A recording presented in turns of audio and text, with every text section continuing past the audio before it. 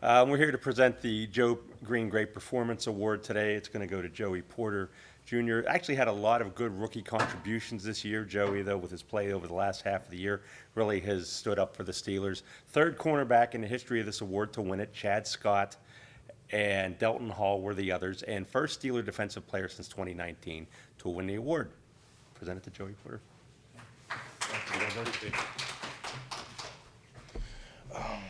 Man, I just want to say thank all you guys for taking your time and voting for me. This has been a crazy past year for me. Just starting off with the draft and everything, ending up being here with my dad. So now me and him got like little end rivals. So this is definitely something I'm gonna brag to him about when I go home. So thank you all again for voting for me. I mean, this whole season's been a lot. Just learning.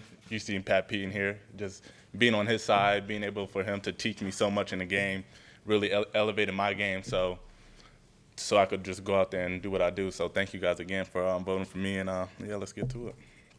Fire away, guys. Did you know that your dad didn't win it? Did you look that up at some point here? No, I didn't. I didn't look it up, but when I heard the news, I was like, this is something he didn't tell me. So he definitely didn't win it. So I'm gonna bring it up to him today. See his reaction. Did you expect him to be up here at the end of the year? No, I didn't. Not working. I did not. I definitely when the rookies came in and Kenny Pickett won his, and we had to show up for the event. It was something in my mind, like I definitely want to win this. I could see myself being up here giving the speech, and it was definitely something in my mind that I worked towards. You know, there's definitely other milestones in my rookie year that I wanted to get, and this is definitely one of them. Joey, has your first season as a Steeler, has it lived up to any expectations that you might have had coming in here? It passed all of them. You know, just I feel like it really hit me when I was really on the field with all the guys. Like, I didn't get to play a lot with Minka, but when I was on the field with Minka, TJ, Cam, Alex, like those are real dogs. So like, I used to grow up watching those guys. TJ used to come to my high school games, and I'm on the field turning up the crowd on third down with him. Like, it's some stuff that just like it still doesn't hit me till I really think about it. So definitely passed all those expectations I had. Joey, they kind of broke you in slowly and situationally for, in sub packages before allowing you to start. When you look back on that now, was there a benefit to that? And how do you feel like you've grown through this rookie season to prepare yourself for like starting and matching up against DK and other top targets? Yeah, definitely. It definitely was a benefit. It didn't feel right. Obviously, as a rookie, you want to get out there. You're eager to make plays with the guys and everything. But they told me along the way, like, we're holding you for a reason. This is going to be meaningful down the long road. And I definitely thank them for that, because this is a long season. I don't know where my body would be at right now at this moment if I played all those snaps earlier. But I feel like it was the right move. I came in hot, and it was something that we needed at the time. And I feel like it worked out for the better. Joe, was that kind of a plan that was expressed to you all along? Because when we would talk to coaches, they'd say, wow, he's getting too many penalties, or he doesn't know the defense well. There was always a reason that they expressed to us why they weren't playing anymore. Yeah, I don't think it was a plan to ease me into it. I feel like it was just more of a when he's ready type moment, and they felt like I was ready at that time. And, as a rookie, you always feel like you're ready. I had the same experience when I was at Penn State as a rookie and I didn't play. Like, you just want to get out there, even though you feel like you're ready and you're really not. And it was one of those things. I felt like I was ready, but I really wasn't. And they just told me, like, it's going to get there, it's going to get there, and it finally did. Joey, how did you use that time before you were a starter to lay that foundation? Just working on my craft every day, being heavy on that, working on my hands, working on my feet, and just really just sticking to a Pat Pete hip. I mean, I still do now since I'm a starter, but before then I was still doing the same thing, asking him all these questions. And him, he loves to talk, so I asked him one thing, he's going to tell me 30. So it was a benefit for me, but I just soaked it all in. He's a Hall of Famer. Does he communicate too much? I don't have no problem with it, me personally. I love to hear him talk about the game, just how he thinks and his perspective on it. So I have no problem with it. Yeah, go ahead. Well, TA was talking about that Pat Pete would meet player-only meetings with the DBs. If he's running them, is there any back and forth, or is it just Professor Pat just at the teaching? It's definitely Professor Pat up there teaching, but some guys definitely have questions here and there, and he'll help us or walk us through it. But it's definitely Professor Pat, and we just let him go to work. Yeah. I don't think you were a starter for more than a week or two. Gone out there that you were asking for to follow the other team's top receivers. Where does that confidence come from? I don't know, it just might be a Porter thing that we all just have or something like that. But I've always been like that as a kid. I always want the biggest task. I want to be the guy to make the play, and I just want to be in those positions because I know some people get scared of the bright lights, and I look forward to it. So I just want to be in that moment every time. Building off that a little bit, the lights are even brighter here in Pittsburgh because of your dad. Mhm. And that's become a positive thing, but that might not have been, if you came in and struggled. How did you kind of try to handle what could have been an exciting but also maybe a challenging dynamic? I don't always try to look for the outside. I don't really pay attention to the outside noise as much. Me and my dad always had these conversations growing up. I seen how he dealt with it. I learned from the ups and downs from his history with the league and everything like that, and we just learned from there. And I feel like just having that talk with him throughout my whole football career helped me get to this stage where I'm not really overreacting to what people outside say about me or what they critique of my game. Because as long as the coaches and the players are happy how I'm playing, and I could go home and talk to my dad about how I'm playing, it really doesn't affect me. I know obviously Lamar isn't playing on Saturday, but you're still playing in Baltimore in a rivalry game. You talk about bright lights, that's pretty much up there. I mean, what do you expect for your first time going into Baltimore as a player?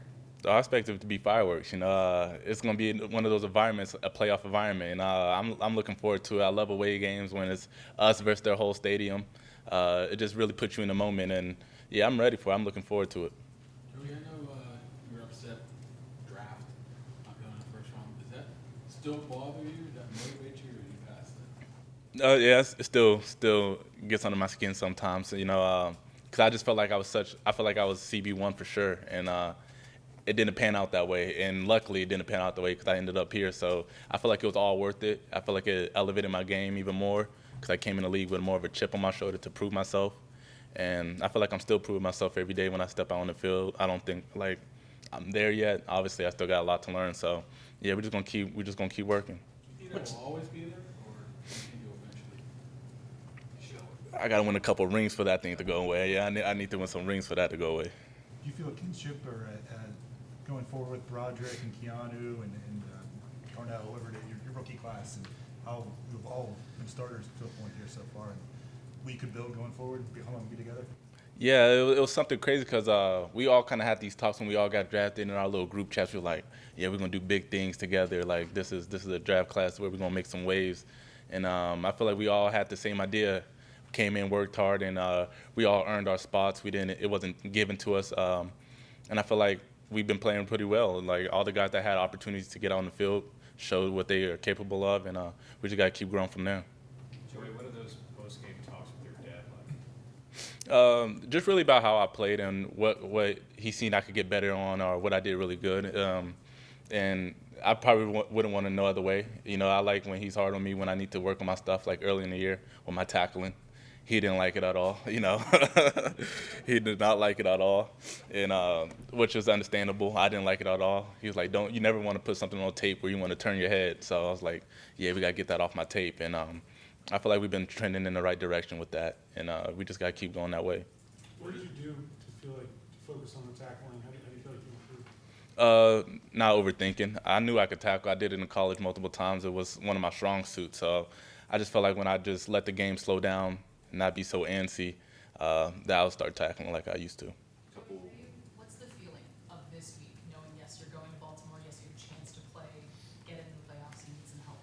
How do you describe it? It's crazy because, we know we need the help, but we're not even worried about that, not one bit. Like, that's not even talking in a locker room. The main talk is getting the win, We can't even focus on that if we don't get what we got to handle first, and that's getting the victory. So mainly we're just trying to get this win, and we're going to focus and worry about all the other stuff after the fact. That's the best thing we can do. So, yeah, we're just really determined and focused on this game. You were on NBC a couple weeks ago, and you had the little Joey Porter Jr. King of the North introduction. Where did that come from? Is that an homage to Ike, or what sparked that little Game of Thrones. I'm a big Game of Thrones guy, House of Dragons guy. So I binge watched that whole season in probably less than a month, 3 weeks. So it was just a shout out to them. I thought it was pretty funny. I thought it was random, so I just did it. in the AFC North, I guess, too? Is that... If people want to give me that, I'll take it. But yeah, I just thought it was a little funny joke. I you probably talked about this, but, and it might have just played with your body type and the way you grew, but how did you become a corner? Like, that was a linebacker, did you want to hit, were you more interior, or you just, you're fast, or? Yeah, I was always like the fast, skinny kid. I was never big. I wasn't as tall as I was, obviously, but I was a running back before I got this length, and I was pretty good, I would say. But yeah, everybody wanted me to play linebacker or wear 55 because of my dad. But like I said, me and him had to talk way before, and it was always like, we're not going to compare each other. This is a father-son thing. Not a lot of people get to experience this, so just let's enjoy it as it is and not try to beat ourselves up of who had a better career or who went higher. And ever since then, it's just been perfect with us, and we both have the understanding.